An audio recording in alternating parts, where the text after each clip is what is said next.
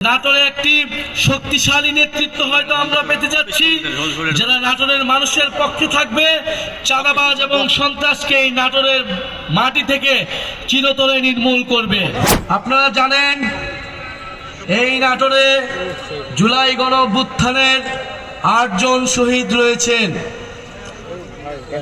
তাদের মধ্যে ৫ জন শহীদকে এই নাটোরেই মৃত্যুবরণ করতে হয়েছিল।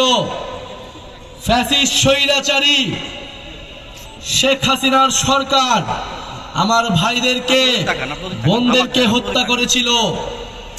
নাটোরের মানুষ গণ অভ্যুত্থানে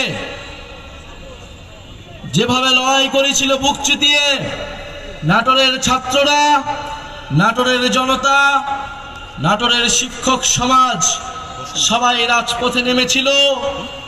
সকলের ঐক্যবদ্ধ প্রচেষ্টার মাধ্যমে আমরা ফ্যাসিবাদকে হটাতে সক্ষম হয়েছিলাম। বন্ধুগণ, 2024-এর গণ অভ্যুত্থানে যেভাবে আমরা স্বৈরাচার ফ্যাসিবাদের পতন ঘটিয়েছিলাম, আমাদের এবারের লড়াই, এবারের যাত্রা দেশ গঠনের জন্য।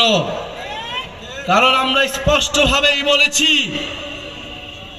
যে ফ্যাসিবাদী সরকারের পতন হলেই হবে না, দেশ সংস্কারের মাধ্যমে নতুন করে এই বাংলাদেশকে গঠন করতে হবে। এমন একটি বাংলাদেশ গঠন করতে হবে যেখানে গণতন্ত্র থাকবে, যেখানে সমতা থাকবে, যেখানে ইনসাফ থাকবে।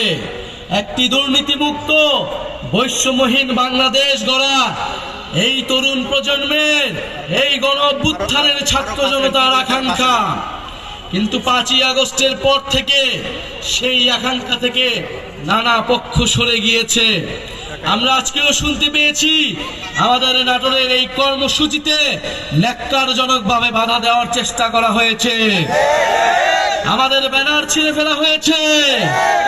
হুঁশিয়ারি দিতে চাই, মাত্র 1 বছর আগের ঘটনা।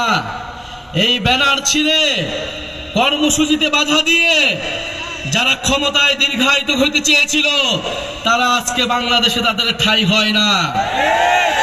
যদি এখনো শিক্ষা না নেই, যদি এখনো আমরা সেই স্বৈরাচারী ফ্যাসিবাদী সরকারের পতন থেকে শিক্ষা না নেই, তবে তাদের পরিণতিও সেই দিকেই যাবে।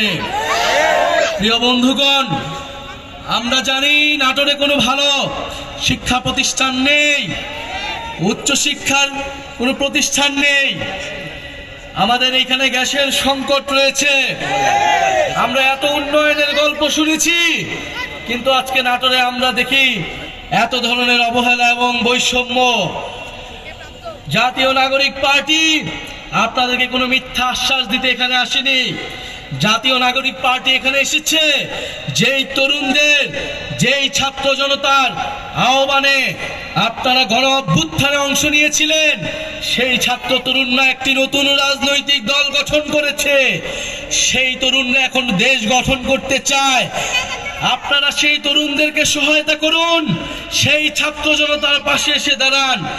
আমরা বিশ্বাস করি ঐক্যবদ্ধভাবে আমরা যেভাবে ফ্যাসিবাদের পতন ঘটিয়েছিলাম, সেই একইভাবে আমরা এই বাংলাদেশ বিনির্মাণ করতে পারবো। প্রিয় বন্ধুগণ, আমরা বলছি দেশের মৌলিক সংস্কার প্রয়োজন। আমরা বলছি জুলাই ঘোষণাপত্র দিতে হবে। আমরা বলছি গণ অভ্যুত্থানের সাংবিধানিক স্বীকৃতি দিতে হবে। এই গণ অভ্যুত্থানে যে সকল ভাইয়েরা বোনেরা নেমে এসেছিল, যে সকল মানুষ শহীদ হয়েছিল, তাদের সেই শহীদি মর্যাদা রাষ্ট্রকে দিতে হবে। সংবিধানের স্বীকৃতি থাকতে হবে। এর জন্য আমাদের প্রয়োজন জুলাই ঘোষণাপত্র এবং জুলাই সনদ। আমরা কোনো ধরনের টালবাহানা, কোনো ধরনের ষড়যন্ত্র মেনে নেব না। প্রিয় নাটোরবাসী, আজকে যারা আপনারা অক্লান্ত পরিশ্রমের মাধ্যমে আজকের এই কর্মসূচিকে সফল করেছেন, সকল বাধা বিপত্তিকে তোয়াক্কা না করে মাঠে থেকেছেন, সেই নাটোর জেলার সকল স্তরের জাতীয় নাগরিক পার্টির নেতা কর্মীদের আন্তরিক ধন্যবাদ জানাচ্ছি। জাতীয় যুব শক্তি, শ্রমিক কুইন এবং নাটোরের যারা ছাত্র সমাজ এসেছেন, তাদেরকে জাতীয় নাগরিক পার্টির পক্ষ থেকে ধন্যবাদ এবং কৃতজ্ঞতা জানাচ্ছি।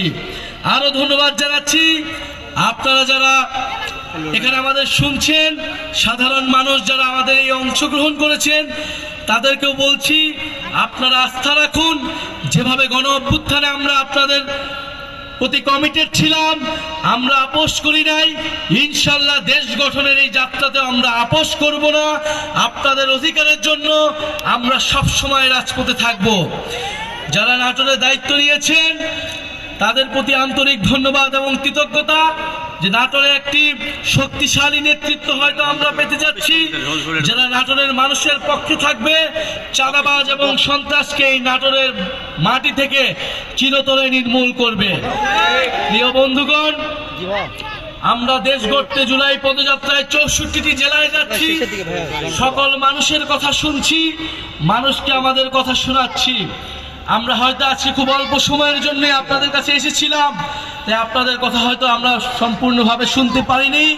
যারা নাটোরের দায়িত্ব রয়েছেন তারা আপনাদের কথা শুনবেন এবং ইনশাল্লাহ আমরা 3রা আগস্ট শহীদ মিনারে যে ইশতেহার ঘোষণা করব, সেখানে আপনার আমার সকলের অর্থনৈতিক, সামাজিক, সাংস্কৃতিক মুক্তির কথা থাকবে, নতুন বাংলাদেশ পুনর্গঠনের রূপরেখা থাকবে। ওয়ালটন এখন দেশের সীমানা পেরিয়ে পৌঁছে গিয়েছে 50টিরও বেশি দেশে।